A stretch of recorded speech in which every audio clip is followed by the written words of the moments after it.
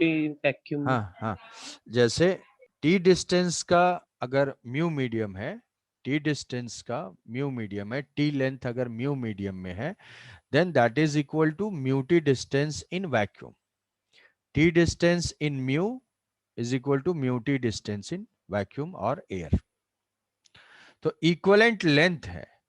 तो अब मान लो अलग अलग जो भी है मिलता है हमें, अलग अलग डिफरेंट डिफरेंट मीडियम अगर चेंज होते हैं, तो हम वो सबके करस्पॉन्डिंग ऑप्टिकल पाथ फाइंड करेंगे, क्योंकि हमारे फॉर्मूले में जो भी है ना, सारा कुछ हम अभी तक एयर ही एज्यूम करके चल रहे थे। मीडियम वाले इफेक्ट में देखा था कि मीडियम में अगर चेंज करेंगे तो वेवलेंथ भी मीडियम का लेंगे, सब कुछ मीडियम का लेंगे, तब जाके वो सब आएगा। तो मीडियम के चेंज के इफेक्ट को हम कैसे इनकॉर्पोरेट करते हैं, पाथ डिफरेंसेस या पाथ लेंथ का ऑप्टिकल लेंथ हम फाइंड कर लेते हैं। जैसे मान लो कि अगर तुमसे ये पूछा जाए एक क्वेश्चन सिर्फ ऑप्टिकल पाथ फाइंड करने के लिए, कि डायरेक्ट वाले केस में तो तुम फाइंड कर लोगे। अब जैसे मान लो कि ये है ऐसा एक कोई ग्लास, ग्लास या कोई भी मीडियम है, रिफ्रैक्टिव इंडेक्स इसका जो है वेरिएबल है। रिफ्रैक्टिव इंडेक्स है mu naught, mu is equal to mu naught 1 plus a into x by l, mu naught a into x by l, l, ठीक है, ये हो जाएगा एक्स बाई एल यहाँ से। ऐसा कुछ इक्वेशन दिया हुआ है, ए एक्स ही कर देते हैं, झूठे ही क्यों, एक्स ये है, mu is equal to mu naught a 1 plus a x, कोई भी इक्वेशन है, म्यू वेरिएबल है। और ये जो है एल लेंथ है, एल लेंथ है। अब हमसे क्वेश्चन पूछा जा सकता है ओनली ऑप्टिकल पाथ फाइंड करो, कि लाइट वेव जो है वो ट्रैवल कर रही है, लाइट वेव ट्रैवल कर रही है, तो फाइनली जो है इसमें कितना ऑप्टिकल पाथ होगा। तब करना ये है कि लाइट जो भी है, जितना भी टाइम स्पेंड की इस मीडियम में, उसके करस्पॉन्डिंग हमें डिस्टेंस फाइंड करना है यहाँ पे। बट यहाँ पे म्यू तो वेरिएबल है, तो डायरेक्टली म्यू इंटू एल नहीं कर सकते हैं। क्या करेंगे कि यहाँ से जो है एक्स मान लो यहाँ से मेजर्ड है, तो एक्स डिस्टेंस पे मानेंगे dx का एक स्लैब। अब ये जो dx का स्लैब है, उस dx के लिए म्यू कांस्टेंट है, उस डिस्टेंस के लिए म्यू कांस्टेंट है, क्योंकि dx में छोटा जो डिस्टेंस dx में है उसमें म्यू वैरी नहीं कर रहा है। डिफरेंशियल का मतलब यही है कि यहां से लेके यहां तक का म्यू हम ये सेम मान सकते हैं।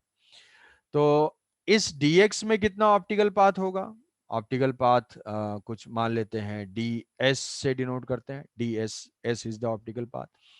तो ds जो small optical path equivalent to this dx, इस dx के लेंथ के बराबर का जो डिस्टेंस है वो हो गया ऑप्टिकल पाथ, और वो कितना हो जाएगा mu into d x, ds is equal to mu into d x. तो अब नेट ऑप्टिकल पाथ के लिए इसको इंटीग्रेट कर देंगे, कहां से कहां तक, from zero to l, from zero to l.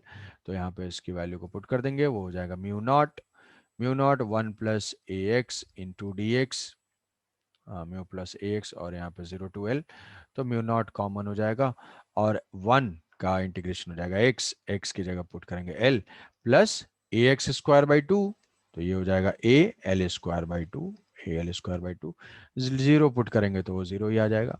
तो ये हुआ हमारा ऑप्टिकल पाथ, कि total net optical path is equal to mu naught l 1 plus a l by 2। समझे कि अगर कांस्टेंट है तो डायरेक्टली म्यू इंटू टी, अगर वेरिएबल है तो हम इंटीग्रेट करेंगे dx लेंथ पुट करके। ठीक है, यस सर। तो ये तो हुआ कैलकुलेशन ऑप्टिकल पाथ का, म्यू इंटू टी। अब ऑप्टिकल पाथ से वाईडीएसी में क्या इफेक्ट पड़ रहा है, तो वाईडीएसी में इफेक्ट का मतलब है कि हमें हमेशा ऑब्जर्व करना है दो चार ही पैरामीटर्स, कौन से, क्या मैक्सिमा की लोकेशन चेंज हो रही है, क्या मिनिमा की लोकेशन चेंज हो रही है, क्या फ्रिंज विड्थ चेंज हो रहा है, क्या इंटेंसिटी चेंज हो रही है। ओवरऑल यही है, वाईडीएसी में इफेक्ट पड़ेगा तो यही सारी चीजों को पड़ेगा। तो जैसे आ, यहां से है कि एक वाईडीएसी विद ग्लास स्लैब, स्लैब वैसे नहीं बोलना चाहिए क्योंकि वो बहुत ही थिन है, थिन ग्लास प्लेट बोल सकते हैं, YDSC विथ ग्लास प्लेट। तो ऐसा YDSC है, ये है, और ये जो है ये स्क्रीन है, स्क्रीन है, यहाँ से जो है S1 है और ये S2 है अभी ये ओरिजिनल वाला ही सोर्स यहीं पे लोकेटेड है। यहाँ पे इसके सामने हमने क्या कर दिया, ये ऐसा T इंटू म्यू। तो ऐसा बनाने से तुम्हारे दिमाग में ऐसा कुछ डाउट भी आ सकता है कि सर ये तो जो है अगर जो ऐसे जाएगा तो उसका पाथ तो कम होगा, जो ऐसे जाएगा उसका पाथ कुछ अलग होगा, ऐसे जाएगा ये ऐसे का पाथ अलग होगा। तो अब ये बहुत ही थिन है, ठीक है, इसकी थिकनेस बहुत ही कम है, तो या और ये बिल्कुल यहाँ पे पेस्ट होता है ऐसे, जैसे कोई भी रैपर वैपर टाइप का कोई प्लास्टिक है, होल है, उसके ऊपर पेस्ट कर दिया गया। तो इसकी थिकनेस माइक्रोमीटर में होती है, माइक्रोमीटर या मिलीमीटर इस रेंज में। तो वहां पे हम ये सारी लेंथ जो है ना ये सब इग्नोर कर देंगे, और ये भी नहीं सोचना है कि यहाँ स्लिट है सर तो ऐसे बचते हुए निकल गया, तो बचने का कोई चांस नहीं है। तो यहाँ पे जो है पेस्ट होता है और इसकी थिकनेस बहुत ही कम है, तो ऑलमोस्ट सारी लेंथ को हम सेम ही मानेंगे, टी मानेंगे। हाँ अगर फाइनाइट होगा तो ऑब्वियसली कंसीडर तो करेंगे ही। तो मान लिया कि एक स्लैब के सामने हमने पुट कर दिया एक ग्लास प्लेट। अब हमें ऑब्जर्व करना है कि पूरे पैटर्न के ऊपर क्या इफेक्ट होगा, पूरे पैटर्न के ऊपर क्या इफेक्ट होगा। तो हमारा वही कहानी है, हमारा सेंट्रल पॉइंट है, सेंट्रल पॉइंट से वाई है, वाई पे कोई पॉइंट पी है और पी की लोकेशन वाई है। तो वेव जो है यहाँ से यहाँ तक जा रही है इस पी पॉइंट तक, और ये जो है दूसरे पॉइंट से आते हुए यहाँ आ रही है पी पॉइंट तक, ये है एस। तो what is the path difference delta x. तो अब हम ये चीज स्पेसिफाई करेंगे जो कि पहले बहुत स्पेसिफाई नहीं करते थे, कि हम ऑप्टिकल पाथ डिफरेंस ही लेते हैं। डेल्टा एक्स जो है वो ऑप्टिकल पाथ डिफरेंस मतलब दूसरे मीडियम में चलता है, तो हम क्या करेंगे उसको उसके करस्पॉन्डिंग ऑप्टिकल में कन्वर्ट कर देंगे। तो देखो SS1 जो बेसिक है वो हो जाएगा SS1P माइनस SS1P माइनस, ऐसे डिफरेंस है तो S2 ज़्यादा है, जिस डायग्राम जैसा बनाया है वैसा लिख रहे हैं। तो ये SS2P माइनस SS1P। अब सारे डिस्टेंसेस के करस्पॉन्डिंग हम ऑप्टिकल पाथ लिखेंगे, मतलब SS2 जो है वो तो एयर में ही है, प्लस S2P जो है वो भी एयर में है, T इंटू 1, माइनस SS1 जो है वो भी एयर में है, प्लस S1P का कुछ पार्ट एयर में है और कुछ पार्ट म्यू में है। कितना पार्ट भाई, तो S1P माइनस टी जो है वो एयर में है और टी जो है वो म्यू मीडियम में है, ऐसा लिख दिया। ऐसा लिखने के बाद ये देखोगे S1P और S2P कैंसिल आउट हो जाएगा, S1P S2P कैंसिल आउट हो जाएगा, इधर क्या बचेगा S2P minus S1P minus minus plus plus T और माइनस म्यू टी। तो अब देखो S2P माइनस S1P तो हमने फाइंड किया हुआ है ऑलरेडी, S2P माइनस S1P हमने तो ऑलरेडी फाइंड किया हुआ है, क्या है वो, d साइन थीटा। यही तो था कि ये जो है ये होता था थीटा और यहां से ये परपेंडिकुलर डिस्टेंस, तो ये तो हमने ऑलरेडी लिखा हुआ है भाई d साइन थीटा, वो सारा एजम्पशन सब कुछ है सही। तो S2P माइनस S1P जो है वो तो ऑलरेडी हमारे पास है, वो कितना है d साइन थीटा, और यहाँ पे हम इसको ऐसे लिख लेंगे minus of mu t minus t. तो S2P minus S1P is equal to d sine theta minus t into mu minus one, t into mu minus one, ये हो जाएगा डेल्टा एक्स पाथ डिफरेंस का एक्सप्रेशन। अब ये equation जो है हर बार ऐसे लिखने की जरूरत नहीं है, हर बार लिखने की जरूरत नहीं है, इसको हम लॉजिक से ये चीज बहुत आसानी से याद रख सकते हैं। कैसे याद रख सकते हैं कि ग्लास स्लैब प्लेस करने से हम क्या कर रहे हैं, S1P के पाथ को इंक्रीज कर दे रहे हैं, S1P जो लेंथ थी, ग्लास स्लैब डाला तो उसका ऑप्टिकल पाथ बढ़ गया। ऑप्टिकल पाथ बढ़ रहा है मतलब हमने जो है इसमें कितने का पाथ डिफरेंस क्रिएट किया। इसमें जो लाइट वैक्यूम में चल के जाती वो अभी स्लैब के थ्रू होके जा रही है, तो एक एक्स्ट्रा पाथ डिफरेंस क्रिएट कर दिया इस ग्लास स्लैब में। कितना? टी डिस्टेंस Yes, का mute. म्यूटी, म्यूटी है ऑप्टिकल पाथ, माइनस टी, तो हो गया पाथ डिफरेंस हमारे ग्लास स्लैब की वजह से इसका पाथ बढ़ गया। एक एक्स्ट्रा डिफरेंस हमने इसके लेंथ में क्रिएट कर दिया, वो कितना हुआ? म्यूटी माइनस टी। ठीक है, तो पहले क्या था कि इसका पाथ जो है वो डी साइन थीटा से ज्यादा था। अभी क्या है कि ये ग्लास स्लैब की वजह से इसका पाथ भी बढ़ गया, तो नेट डिफरेंस क्या हो जाएगा? नेट डिफरेंस सब्ट्रैक्ट हो जाएगा कि टोटल जो था D sine theta minus mu t minus T, कि हमने उसके लेंथ को एक्स्ट्रा बढ़ा दिया। कितना एक्स्ट्रा बढ़ाया? टी डिस्टेंस जो था पहले वैक्यूम का यहां से यहां तक जा रही थी जो, अब क्या हो जाएगी? ये लेंथ एक्स्ट्रा बढ़ गई, S1P वाली है ये। कितना एक्स्ट्रा बढ़ा भाई? यहां से कितना एक्स्ट्रा बढ़ा? ये म्यू टी माइनस टी, क्योंकि टी तो एयर में चल ही रहा था, अब इसके करस्पॉन्डिंग म्यू टी हो गई, तो एक्स्ट्रा इसका पाथ हमने बढ़ा दिया, ऑप्टिकल पाथ। जब ऑप्टिकल पाथ बढ़ा दिया तो पहले यहाँ बॉटम से जो आ रही थी तो इसका path difference D sine theta था। ऐसे टाइप से मान लो कि पहले पाथ डिफरेंस 10 मीटर था, अभी क्या हो गया? ऊपर वाले का पाथ 1 मीटर से इंक्रीज हो गया, 1 मीटर हमने उसके पाथ को बढ़ा दिया, तो अभी डिफरेंस कितना हो गया? 10 - 1, 9 मीटर का बचा। तो वो चीज़ हम डायरेक्टली लिख सकते हैं कि जो डेल्टा एक्स है, this is equal to minus t mu minus one. समझे ये बात? बताओ। Yes, sir. हम्म, ठीक है, कोई कंफ्यूजन है तो बोलो। हम्म, No, sir. ठीक है, तो अब मान नो लो सर। अब इसमें जो है हम देखेंगे location of central maxima, locate central maxima, locate central maxima. तो सेंट्रल मैक्सिमा की पोजीशन सेंटर नहीं है, जो कि इस चीज में आ जाएगी। क्या है सेंट्रल मैक्सिमा की कंडीशन? सेंट्रल मैक्सिमा की सिर्फ एक ही कंडीशन होती है, जहां पे पार्ट डिफरेंस जीरो होता है। तो पार्ट डिफरेंस जहां पे जीरो होता है वो हो जाएगा d sine theta minus t into mu minus one. Mu minus one equal to zero. Equal to zero का मतलब है d sine theta is equal to t into mu minus one. Sine theta तो tan theta हो जाएगा, क्योंकि centre की बात है, सेंटर तो नज़दीक में ही होता है आसपास।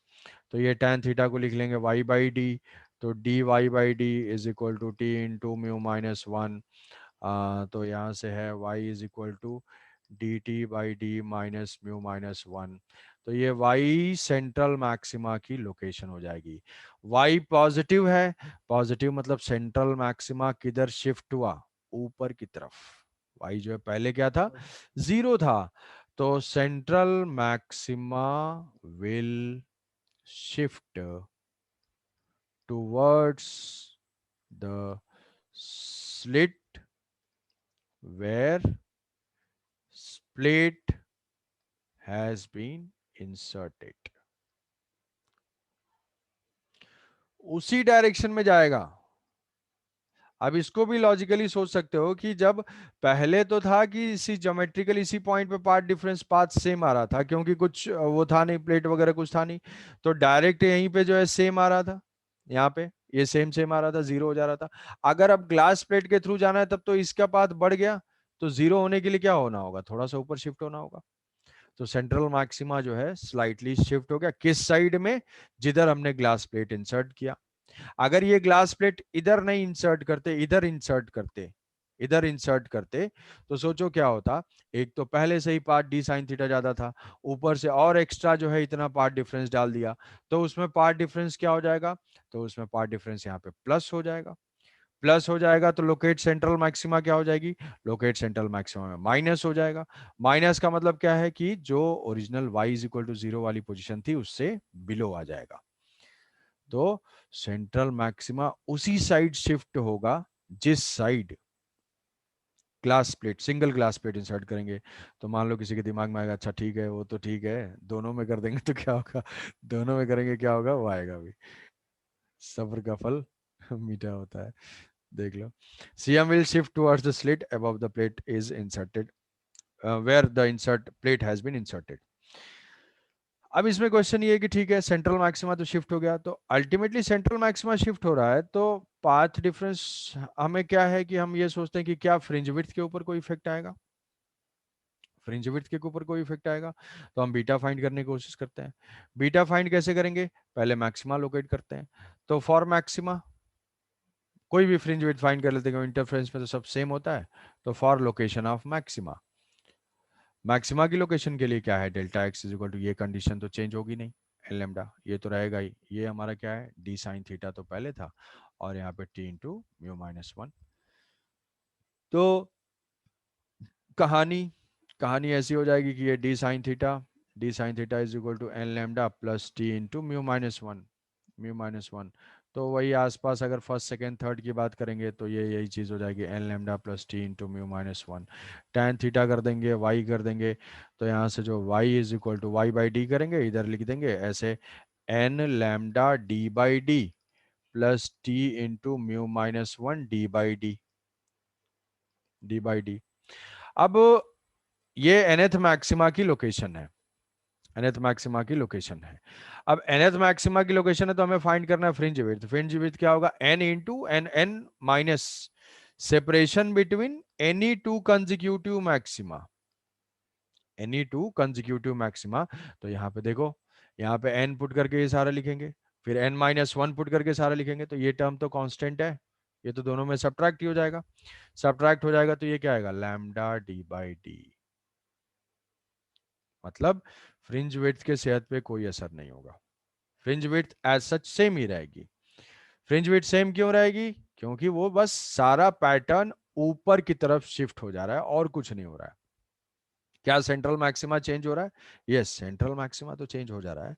किस साइड में वो पैटर्न जा रहा है, फर्स्ट मैक्सिमा भी चेंज हो जाएगा, किस वैल्यू से, जितना जो है सेंट्रल मैक्सिमा। ठीक है, बात समझ में आई ये बात, कि no effect on fringe width, ऐसे लिख लेंगे, no effect on fringe width, no effect on fringe width, fringe width के ऊपर कोई इफेक्ट नहीं। ठीक है, ये तो मैक्सिमा के लोकेशन के ऊपर भी कोई इफेक्ट, बस थोड़ा थोड़ा वो शिफ्ट हो जाएंगे। तब इसमें क्वेश्चन आता है कि find find number of fringes that has shifted above the central point, कि number of fringe count, number of fringe shifted above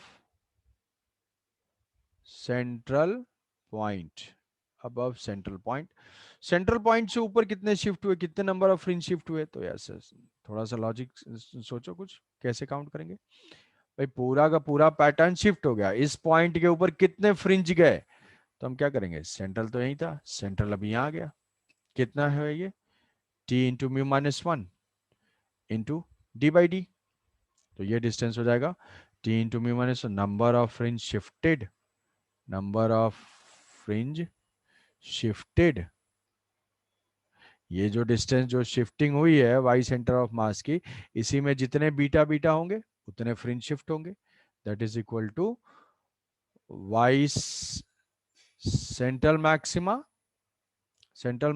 by beta, centre of mass निकल रहा है, ये जो है y c is equal to, ये जो है सेंट्रल मैक्सिमा है, तो ये t into mu minus one into d by beta, by beta कर देंगे तो बीटा भी डी बाई डी होता है, तो अल्टीमेटली ये हो जाएगा T into mu minus one. ये फॉर्मूले सिंबल के फॉर्म में ऐसे लिख रहा हूँ ताकि तुम्हें याद रहे, फॉर्मूला याद रखने की कोई जरूरत नहीं है, एक दो बार लिखोगे तो याद रहने लगेगा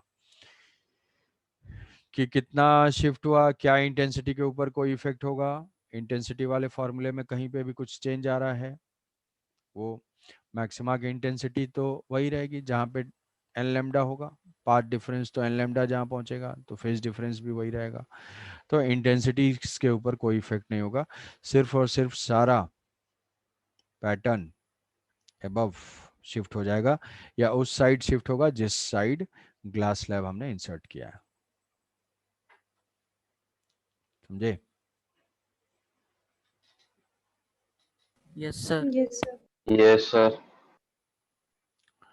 तो ये ग्लास स्लैब का इफेक्ट हो गया। ग्लास स्लैब के ऊपर यही सारे क्वेश्चन रहेंगे बस कि तो लिखने के लिए तो ये डेरिवेशन तो आएगा नहीं, डेरिवेशन आएगा नहीं, बट ये समझाने के लिए लिखा है कि कोई भी क्वेश्चन में अगर डाउट होता है, कभी भी डाउट हो जाता है, तो ये बेसिक अप्रोच है, बहुत बेसिक अप्रोच है।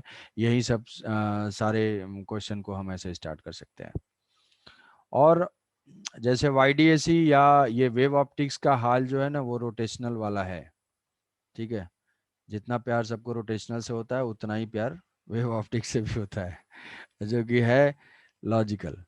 तो लॉजिकली रिलेट करोगे तो फॉर्मूलेज भी याद रहेंगे और क्वेश्चन जरूर आता है, मतलब एक इंटरफ्रेंस पे क्वेश्चन किसी भी एग्जाम में रहेगा जरूर वेव ऑप्टिक्स पे। थोड़ा सा बस इसलिए कंफ्यूजिंग टाइप का है या थोड़ा सा कॉम्प्लेक्स टाइप का लगता है क्योंकि ये चीज़ ऑब्जर्व नहीं होती है, हमें दिखता नहीं है। हमें रिफ्लेक्शन वगैरह लेंस का इमेज फॉर्मेशन तो हम देख लेते हैं, कॉन्वेक्स से वो रियल वर्चुअल ये सारा चीज़ थोड़ा विजुलाइज हो जाता है, बट यहाँ पे विजुलाइजेशन उतना नहीं होता है। बट ठीक है, जैसे भी है, अभी थोड़ा समझ रहे होगे ठीक ठाक से। तो अब इसमें सिर्फ आंसर बताने की कोशिश करो। सपोज करो कि बाकी सारा चीज़ मैं मतलब पार्ट डिफरेंस और ये सारा मैं लिखने के लिए प्रैक्टिस के लिए छोड़ूंगा इसको। तो मैं बस एक क्वेश्चन पूछूंगा और उसका आंसर जैसे पिछला वाला किया है वैसे ही करना है, करने की कोशिश करना है। तो ये होगा कि हाँ चलो, समझदारी इंडेक्स ठीक है, ये है T1 एंड μ1 और यहाँ से T2 एंड μ2। डरना नहीं है, आराम से आंसर देना है। 2 स्लिट है, यहाँ से सोर्स S है और वही कोई पॉइंट है। हेलो? Yes, sir. हाँ यार, ये यस सर। वैसे ही फ़ोन वाला हाल हो जाता है, बात करते करते कभी कट जाता है, आदमी कहानी सुना ही रहा है, थोड़ी देर बाद रिस्पॉन्स नहीं आता है। तो यहाँ से देखो T1 μ1 T2 μ2 ये 2 है। ठीक है, तो हमें लिखना है जैसे भी अपनी समझ से, बिना वो S2P S1P ये सब किए बिना, ये करके एक बार देखोगे इसको। बताना है कि what right the path difference at point P। Path difference at point P। Sir ये लास्ट क्वेश्चन है ना? लास्ट है, क्लास हाँ, है आज का आज का आज का क्लास है इसका। हाँ।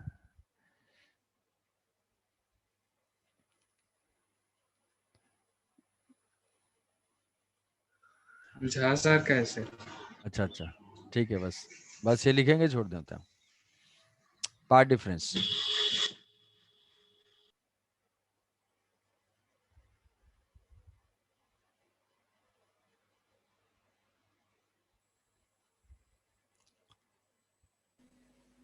Sir D sine theta minus उनको ऐड कर देंगे जो जो है, माइनस करके माइनस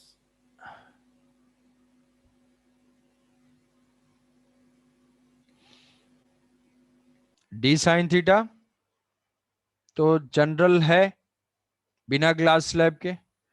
फिर हमने यहाँ पे एक ग्लास स्लैब डाल दिया, ग्लास स्लैब ने एक एक्स्ट्रा पाथ ऐड कर दिया। कितना पाथ ऐड किया? इसके पाथ को हमने बढ़ा दिया। कितने से बढ़ा दिया? ये जो है T2 इंटू μ2 माइनस 1, μ2 माइनस 1, और इसका पाथ भी बढ़ा दिया। तो डिफरेंस क्या होगा? कम हो जाएगा। एक तो डी साइन थीटा पहले ज्यादा था, एक्स्ट्रा पार्ट डिफरेंस आ गया और यहां से कुछ और कम हो गया। कितना? तो ये माइनस ऑफ T1 μ1 माइनस 1। समझे? ये यस हो सर गया। यस। ऐसे जो है सर ऑडिबल कि यहां से डी साइन थीटा तो ऑलरेडी था, लोअर वाले का जो डिफरेंस था डी साइन थीटा एक्स्ट्रा था, उसमें हमने ग्लास स्लैब इंसर्ट किया तो एक्स्ट्रा पार्ट डिफरेंस और ऐड कर दिया। कितने का? T2 into T into mu minus 1। तो यहाँ पे T2 है, μ2 है, तो T2 इंटू म्यू माइनस 1। और ऊपर वाले पे भी स्लैब ऐड किया है, उसका भी पाथ हमने इंक्रीज किया है कितने से इतना। तो अभी जो न्यू पाथ डिफरेंस होगा वो क्या हो जाएगा, दिस प्लस दिस माइनस, जितना उसका बढ़ाया है माइनस उतना डिफरेंस उतना कम हो जाएगा। तो ये हो जाएगा इसका पार्ट डिफरेंस। Yes sir. ठीक है, ठीक है, चलो आज जाओ भाई। Yes sir. यस सर आज Thank you, शाम sir. को आपका क्लास होगा ना? हाँ यार शाम को, हाँ शाम को क्लास है। शाम को क्या था टाइमिंग उसमें, 4 है, 4 से 5 4 to 5 4 to 5 है। तो